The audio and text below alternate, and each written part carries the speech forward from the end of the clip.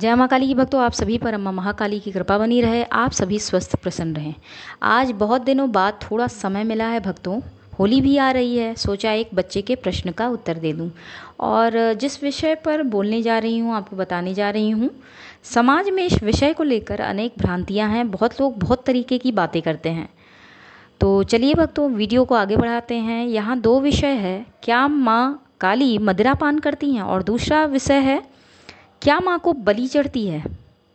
Video थोड़ा बड़ा हो जाएगा भक्तों, तो ध्यान से सुनिएगा और पूरा सुनिएगा। पहला प्रश्न है कि क्या माँ काली मदिरा पान करती हैं, तो सीधा जवाब है बिल्कुल भी नहीं। तो अब आपके मन में प्रश्न होगा, तो अम्मा को मदिरा चढ़ती क्यों है। तो पहले प्रश्न का उत्तर देती हूँ आपको।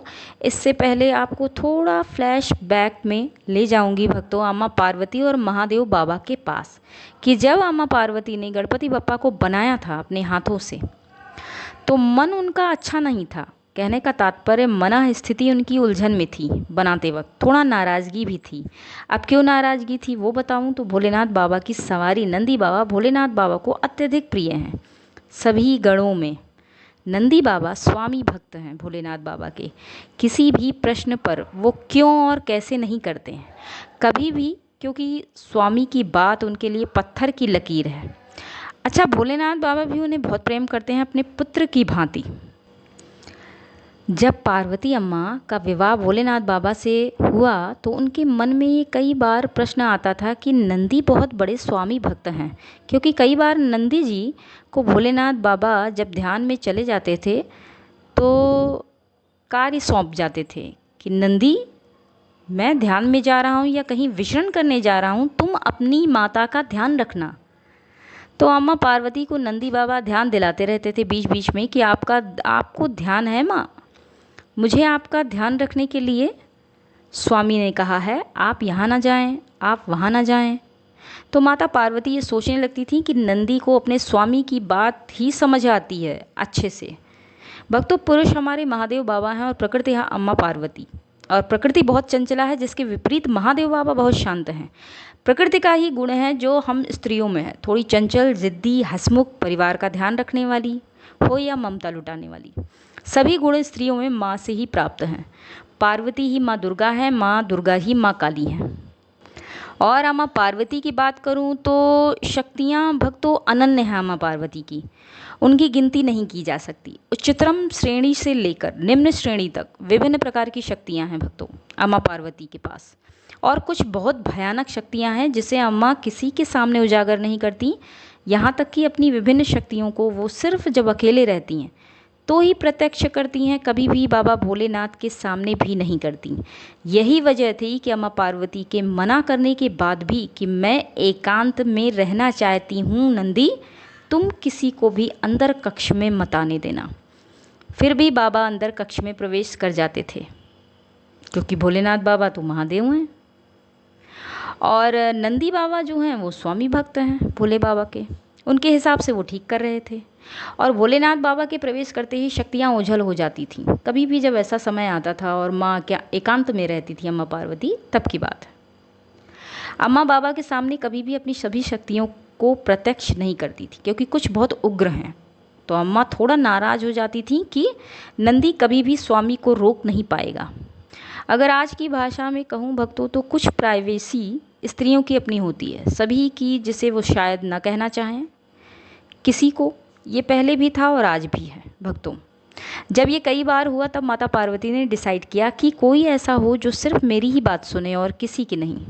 माँ भक्त हो जिसके लिए मैं सबसे अहम हूँ, जो मेरी ही बात सुने, जिसके लिए माँ से बढ़कर कोई ना हो।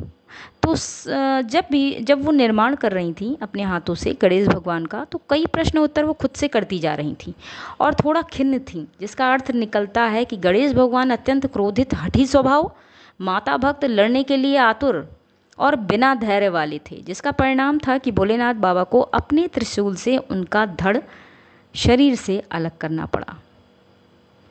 लेकिन वो ये भी जानते थे कि इसका परिणाम बहुत बुरा हो सकता है, क्योंकि पार्वती को अति प्रिय हैं गणेश। उन्होंने नाम भी ऐसा रखा है, हम सभी जानते हैं, गौरी पुत्र गणेश, इसलिए गण धन एश। सभी गणों के राजा हैं गणेश भगवान। और कार्तिकेय बाबा अंश हैं अम्मा पार्वती और भोलेनाथ बाबा के, लेकिन हमेशा माता पिता के साथ गोद में गणेश भगवान ही विराजमान रहते हैं, क्योंकि पार्वती माता को अति प्रिय हैं।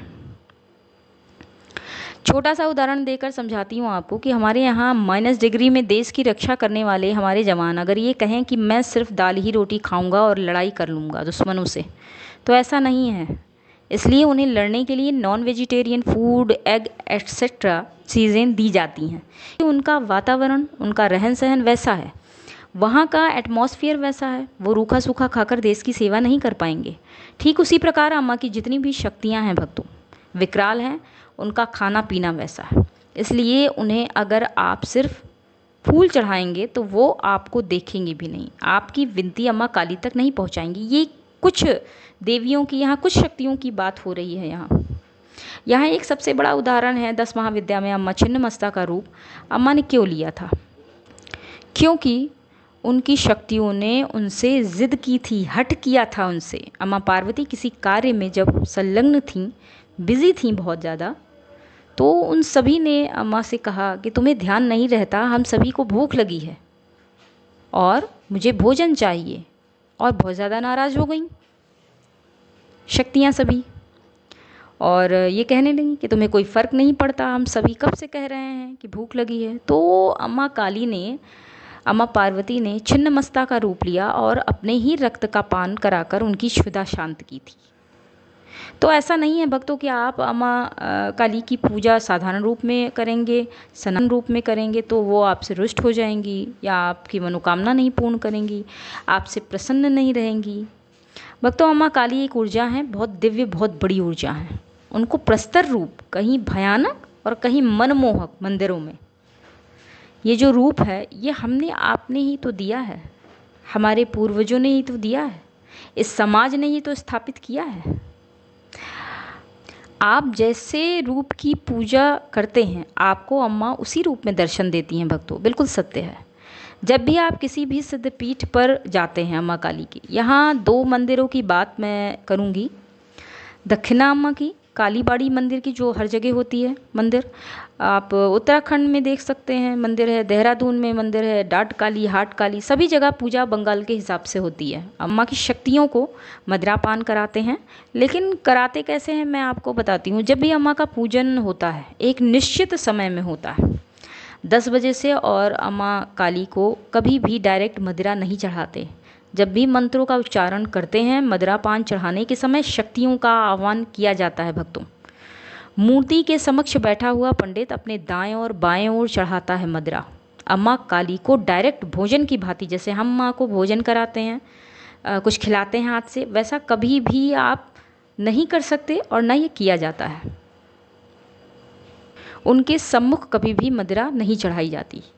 उनकी विभिन्न शक्तियों को चढ़ाई जाती है, वो भी दाएं और बाएं तरफ चढ़ाता है इंसान, जो भी मनुष्य बैठा होता। इस प्रकार का पूजन मंदिरों में अम्मा काली के होता है, घर पर नहीं होता भक्तों। अम्मा की ऊर्जा है, आप जिस प्रकार चाहें अपने भाव से, प्रेम से, अपने पूजन की गहराई से उन्हें बदल सकते हैं। ये बात क्लियर हो गई होगी सभी को शायद, और उस बच्चे के प्रश्न का उत्तर भी मिल गया होगा।